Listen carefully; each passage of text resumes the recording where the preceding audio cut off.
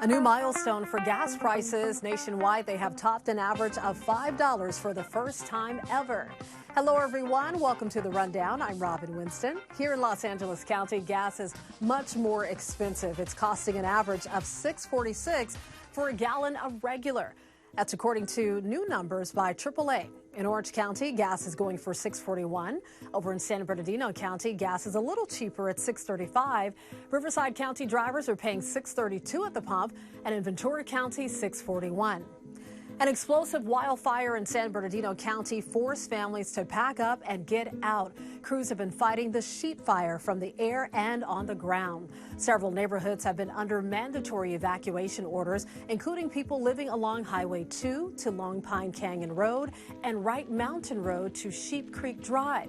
Around 1,000 acres have burned so far. An evacuation center is open at Serrano High School in Phelan. Enjoy this brief break from the heat. Don't get used to it. Meteorologist Belinda Leon is here to let us know when the sizzling hot temperatures will return. The temperatures have been scorching lately, but we're finally getting some relief, albeit brief.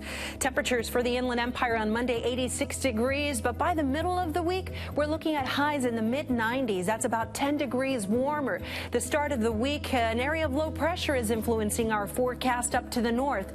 But by Wednesday, we have high pressure moving back into the picture, and this is going to, unfortunately, increase our fire danger. Here's what the weather looks like this week for our friends in Lancaster. 80s on Monday, 90s on Tuesday, then triple digits on Wednesday and Thursday. Unlike the previous heat wave, this one isn't going to last long. We'll have temperatures cooling down just in time for Father's Day. Back to you. The January 6th committee resumed its hearing on the deadly attack on the Capitol to delve deeper into President Trump's false claims of voter fraud in the 2020 election. The hearing is now focused on how the deadly attack on the Capitol was not spontaneous, but the direct result of the former president's disinformation campaign to overturn the election results. This is the kind of thing that will define the history of our country and our democracy moving forward. And if we can't preserve that, I don't know what the country will look like for my daughter. The members of the House committee say they are confident they have enough evidence to consider a criminal indictment against former President Trump. A group of bipartisan senators have reached a deal on new framework for stricter gun laws. An initial vote could happen within weeks. The proposal involved 20 senators, half of them Republicans. Lawmakers agreed to provide resources for states to implement red flag laws. It will let the courts take guns away from people deemed a risk to themselves or others. There will also be enhanced background checks for gun buyers between the age of 18 to 21. What's not included in this proposal is a ban on assault weapons. Once the text is finalized, I will put this bill on the floor ASAP, as soon as possible, so that Congress can quickly act. President Biden tweeted in part, "It does not do everything that I think is needed, but it reflects important steps in the right direction." An emergency shipment of baby formula has arrived in Southern California. 96,000 tons of formula from Australia were unloaded at LAX Sunday. They'll now be distributed to grocery stores across Southern California. The formula came from the Australian company Bubs. It struck a deal with Ralph's, Vons, Albertsons, Pavilions, and Food for Less.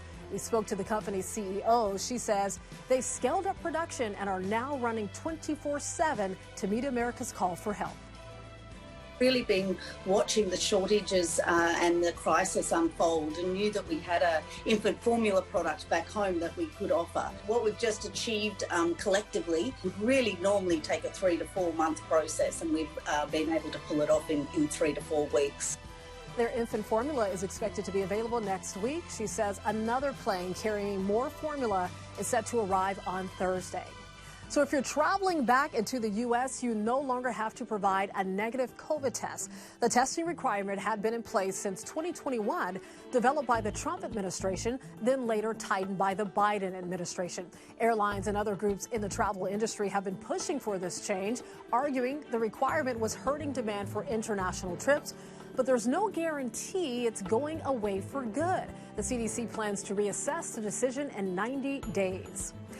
LA-based rapper Roddy Ricch has been arrested on gun charges in New York City. The rapper was arriving to perform at the Governor's Ball Music Festival at Citi Field over the weekend when police say a private security firm operating a checkpoint noticed a firearm in the car he was riding in. Police say a loaded firearm was recovered along with 9 rounds of ammunition and a large capacity magazine. Former First Lady Michelle Obama makes a trip to LA. It's her first time addressing a crowd in person since the start of the pandemic. Mrs. Obama delivering the keynote address at the Culture of Democracy Summit at Bank of California Stadium in Exposition Park. She co-founded When We All Vote, the nonprofit behind the event. Panel discussions have been held since Friday. The LA Pride Parade is in the books. Thousands of people came out to Hollywood Boulevard to celebrate.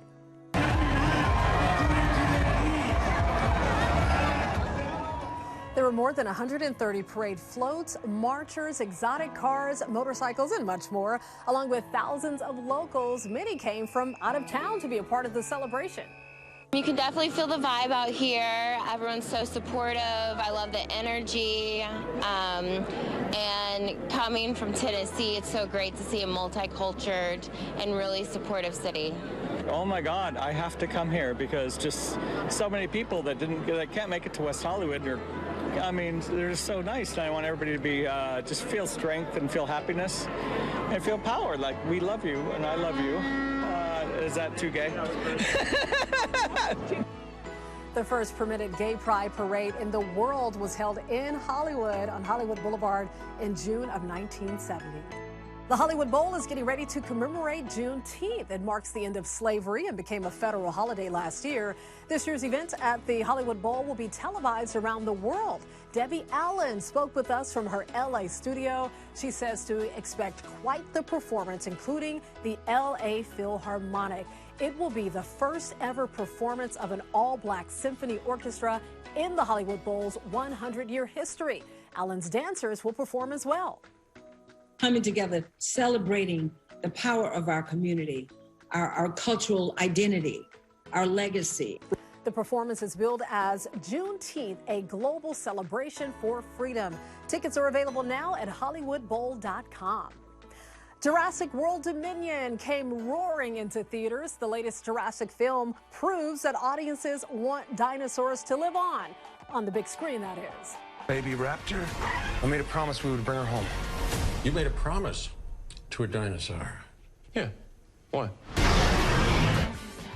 Jurassic World Dominion made $143 million in its domestic opening weekend.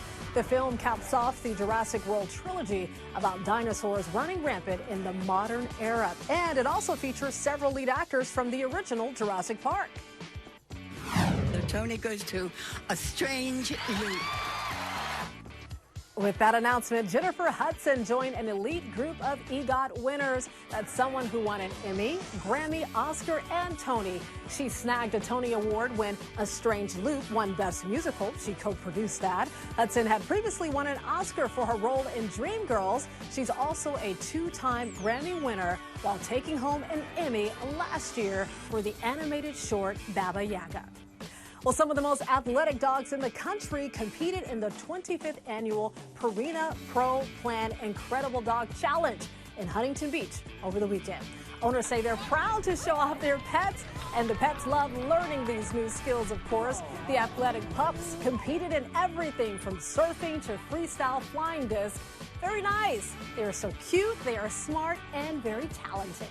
You can always get news and weather updates on the NBCLA app and on our website, NBCLA.com. And be sure to tune into Today in LA on NBC4 weekdays from 4 to 7 a.m. I'll be helping you get around with the traffic reports throughout the morning. I'll see you next time on The Rundown.